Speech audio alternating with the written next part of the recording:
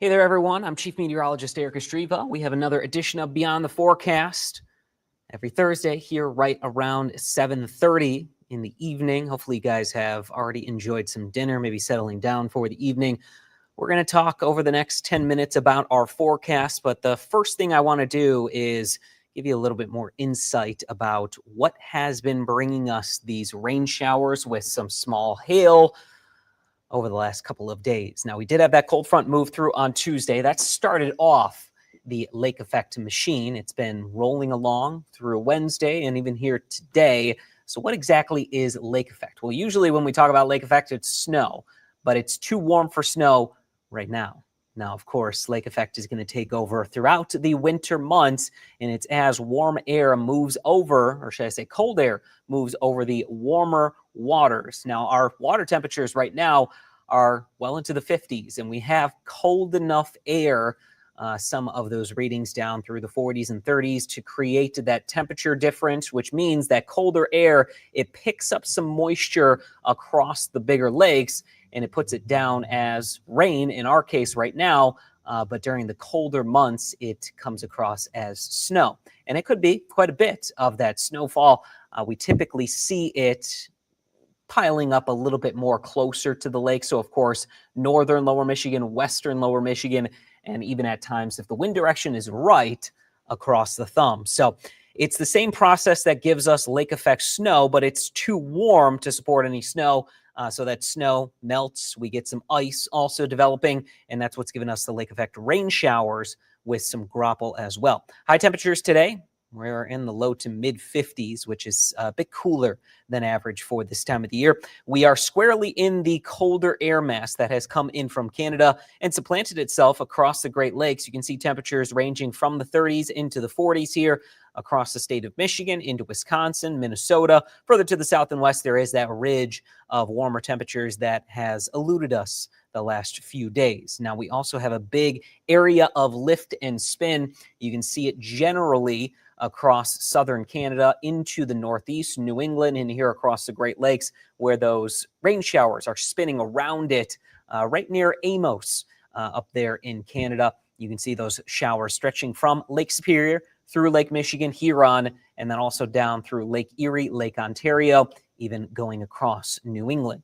And that has given us periodic chances at some sunshine, but also periodic rain opportunities. You can see on this Flint Skynet, this was over the last about 8 hours or so. I started this time lapse right around 6. So that was this morning at about 10 a.m. through 6 p.m. And you could see the various opportunities at some sunshine to go along with the extra clouds and also those occasional rain showers. All of us went through that today. If you were looking outside, maybe you have some windows right where your office is, and you maybe saw us kind of getting bright, but also a little bit darker. You don't need me to tell you that that is exactly what was happening. But my studio doesn't have any windows, so it was very interesting to see that coming across our current Skynet right there in Flint. As of right now, we still are watching a few showers dotting the map. Most of those are north of Interstate 69. You can see one moving through Rich, one just outside of Indian Fields, and another cell that's in between Forestville and Sandusky. Some of that rain shower activity was happening into Port Austin, now moving onshore with a few more of those showers, especially closer to US 127.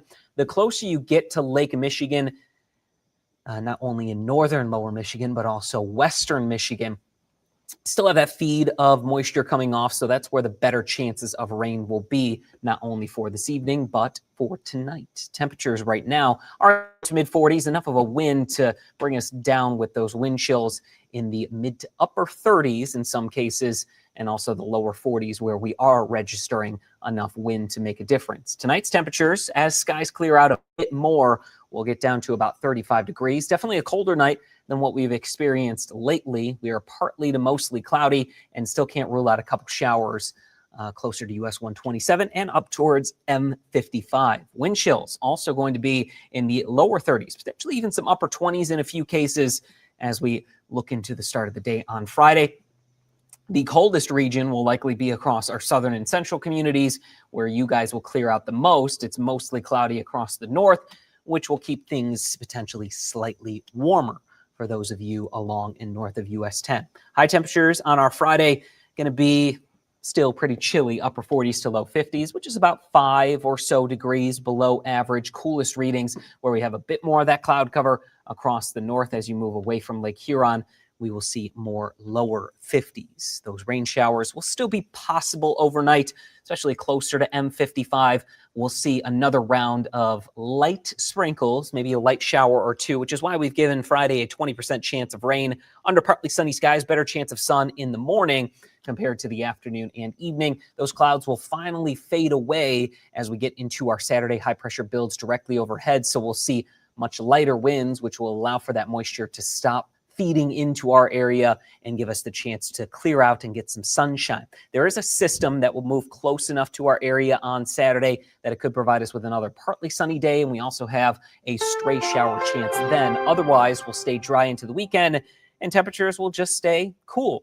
At least a little bit more seasonable for the extended forecast. No 60s in our forecast right now, but also temperatures that overnight are going to be stuck in the 30s. So we have those just small rain chances tomorrow and Saturday, another chance of rain on Wednesday. Outside of that, we're going to see some sunshine on those days, which will hopefully help to warm it up a bit. But this time of the year, as we're getting closer and closer to November, that sun just isn't as strong as it was a few months ago. So even though you get the sun, the colder readings in the 50s, the wind that happens periodically seems to outweigh any of that warmer air that comes in from the sun. We'll leave this with you, and we'll check back in a moment.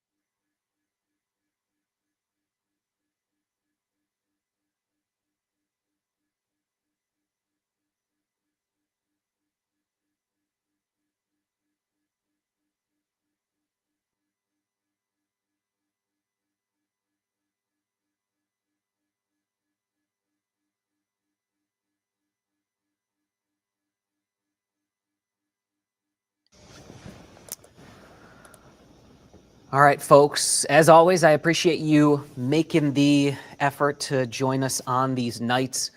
I know Thursday evenings are important to a lot of us, whether that's kind of getting ready for the weekend, just knowing that Friday is on the way tomorrow. So I always appreciate you making the time and making the effort to join me here on these Thursday editions of Beyond the Forecast.